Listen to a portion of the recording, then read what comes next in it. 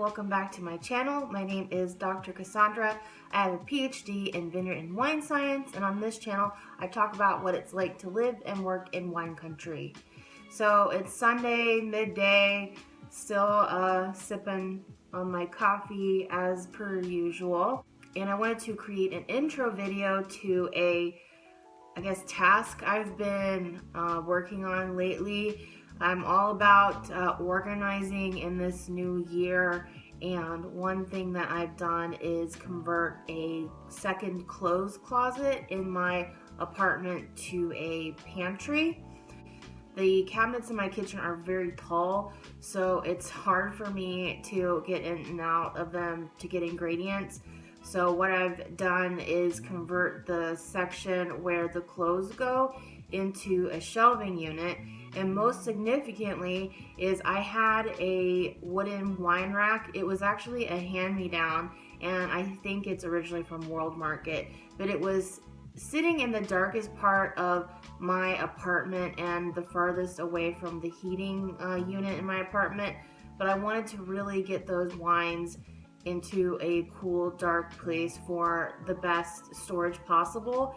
And then once I put my wine rack in, I could construct shelving units around it. In order to make the shelving unit, I got these Rubbermaid tracks and these little shelving pieces from Home Depot, and then also pieces of boards to lay across these shelving units. And then I was able to customize the shape that I wanted based on my wine rack. So I'm not gonna lie, the cinematography of the construction is not the best. It's really hard to do construction and film with the other hand.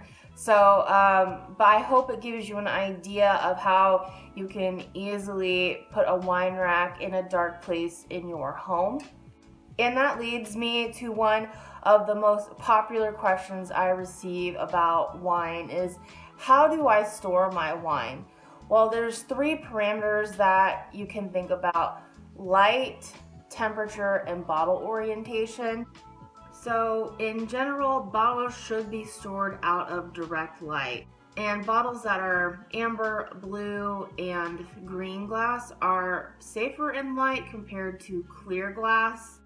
And the reason you want to store your bottles out of direct light is because of a phenomenon called light strike. So in light strike, what happens is UV radiation, the rays penetrate into the bottle and they react with B vitamins, particularly vitamin B2 and B5. And then what happens is those B vitamins react with amino acids. So amino acids are the building blocks of protein, and from there that reaction creates some really bad smelling chemicals. So they can be at low level, and if you have a fruity enough wine you may be able to mask it, but those are compounds overall that can smell terrible. And what do these bad smells smell like? They can be cabbagey, they can be wet cardboardy, and they can be even sewer smells. So yeah, it's really important to get your bottles out of direct light.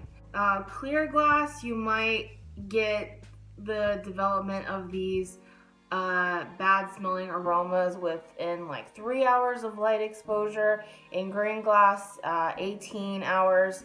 And then brown glass overall is pretty much UV resistant, although I have also heard of UV resistant clear glass. So you won't know as a consumer if your glass is UV resistant. I mean, you hope that the winery will have put in the effort and the cost to have a protective type of lighting, but it's always best to put your glass into a dark place. And then that being said, temperature is the next step. So temperature is an effect of light. So if you go out in the sun, you feel the warmth of the radiation on your skin. Well, that is the light creating that heat. So away from direct light, you're going to have a cooler storage environment, but also be sure to keep your bottles away from the heating source in your home. And ideally, the max temperature you want to keep your bottles is 70 degrees Fahrenheit. And then most of our homes tend to be a bit warmer than that, just kind of year round. So putting them in the dark place and a cool place, so someplace lower to the ground, is definitely better because we know heat rises. In my early wine drinking years, I had a wine rack and I sat it on top of my refrigerator, and I would not suggest doing that because the heat rises, and also the refrigerator, if you feel the top of one of them, it's quite warm, so that was definitely a no-no.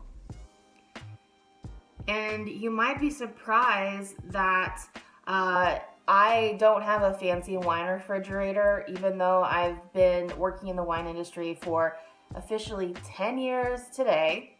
And I am a huge fan of wine, but I do the best I can to store the wine in an apartment environment. But overall, what is the best temperature to set your wine refrigerator to if you do have one? Overall, 55 degrees is a good temperature for white and red wine. One storage condition that you should avoid is long-term storage in the refrigerator. Most refrigerators are set between just above freezing, which is 32 Fahrenheit, to 40 degrees Fahrenheit. And what happens is the cork can contract. And when you have that contraction, one, it creates leakage, and two, microbes can go through the walls between the cork and the glass and have like a little microbe party. And then also advanced oxidation, so oxygen can get into the wine and kind of wreak oxidative damage onto the wine. So minute amounts of oxygen in wine is great for developing the mouthfeel, but too much and you start to develop those kind of bruised apple smells. So I would avoid long-term storage in the refrigerator. Another thing when it comes to wine storage is bottle orientation. So always store your bottles long-term on the side. Why would you do that? Well, if you're talking about a natural cork or an agglomerate cork, where basically it's like bits of cork that are adhesed together, or even a synthetic cork is less of a worry because it doesn't expand and contract like a natural cork, but still side orientation is the best. And you do this to keep the cork moisturized, and that creates a nice tight seal. If you get a cork that's starting to contract, it creates openings that allows microbes in, air in, you get the oxidative aromas and flavors, and you can get wine evaporation, so the angels share, but ideally side orientation is the best. And then finally, what temperature should you be serving your wine at? So if I'm about to have a dinner party, I've heard of this thing called the 15-minute rule, and so far it's not failed me. But basically, if the night before the dinner party, I put my white wine in the fridge and then take it out 15 minutes before I want to serve it, and that 15 minutes allows it to warm up slightly, because if it's too cold, then it actually blunts the flavors of the white wine, and it's just not as enjoyable as it could be. And that 15 minutes kind of helps perk the wine up. And then 15 minutes before I want to serve a red wine, because our homes are around 70-ish degrees year round, I just put it in the fridge for about 15 minutes. And you don't want to serve your red wines too hot because the alcohol can volatilize, and that feels very warm and hot on the palate. And it kind of, it can be even burning. And when you have that complexed with kind of spicy aromas from the oak, that just feels kind of uncomfortable on the palate. And again, you don't want to get that red wine too cold. So if you've accidentally stored your red wine a bit too hot, what you can do is just put it in there for a full hour and then take it out. And if it gets too cold though, again, you get that blunting effect, and it really impacts mouthfeel, and you just don't get much flavor from a red wine like that. Now, speaking of dry red wines, actually, I think with sweet red wines, I prefer them even a little bit cooler than that. But again, it's personal preference. With wine, whatever you enjoy is the most important thing. So it may seem like rigid rules, but don't forget to consider what you and your guests enjoy. And then overall, the temperature range that you want for a red wine is somewhere between about 65 and 55 is ideal for a red wine serving, with variation depending on the type of red wine. White wine somewhere between 45 and 50 degrees Fahrenheit, and then sparkling wines about 45 degrees Fahrenheit. So these are just guidelines to keep in mind. Don't have to get out your thermometer and make sure it's absolutely perfect. But I mean, even experiment. Try wines at different temperatures and see the effect of what that does for you.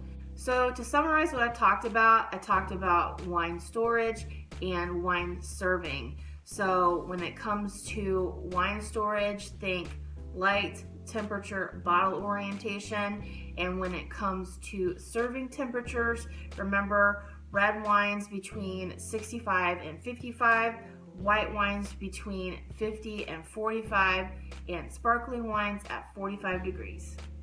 I also mentioned my 15-minute rule. So before you serve a red wine, stick it in the fridge 15 minutes. Before you serve a white wine, stick it in the fridge the night before. Pull it out 15 minutes before you want to serve it. And I hope this helps you and that you enjoy this construction video. I measured between the corner and the outer edge of the track, and I used a level to make sure the top and bottom were even. And then I marked with a pencil along the edge of the track and then in each of the holes. And then they provided these stickers so that you can mark out where you're going to be drilling. I ended up going in a little further than an inch because I think there's a stud in this corner. So I've got all my holes drilled, and next you put in the toggle bolts. So they're T-shaped, and all you do is you fold in half. This is what it looks like when it's folded in half. And so you put the pointed end into the holes that you drilled, and then hammer it in, and then you put the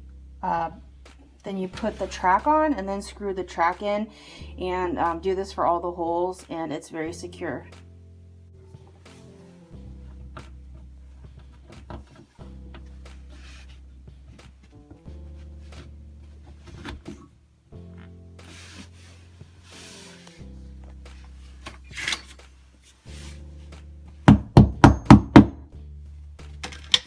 And then you use this little plunger, you push inward, and the feet of the toggle bolt expand.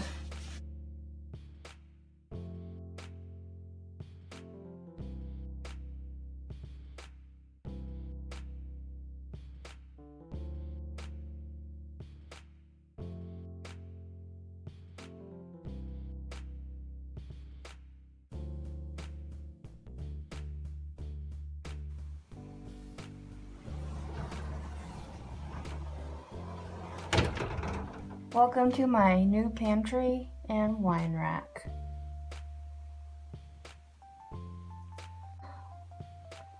Just seeing all this stuff in order just sparked so much joy in me. So on the bottom shelf, I have bagged items that won't stand up on their own.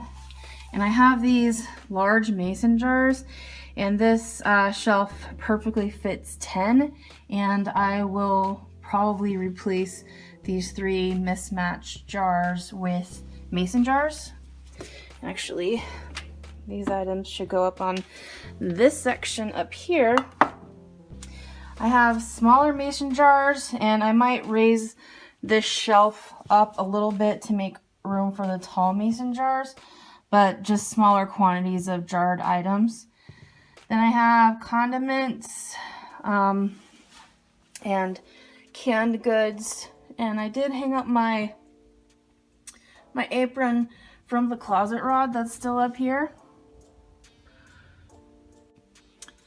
And lightweight box things. So this shelf currently has less support because it's longer relative to these, so I might get another shorter piece to put in the middle, but I think lightweight box things would be fine.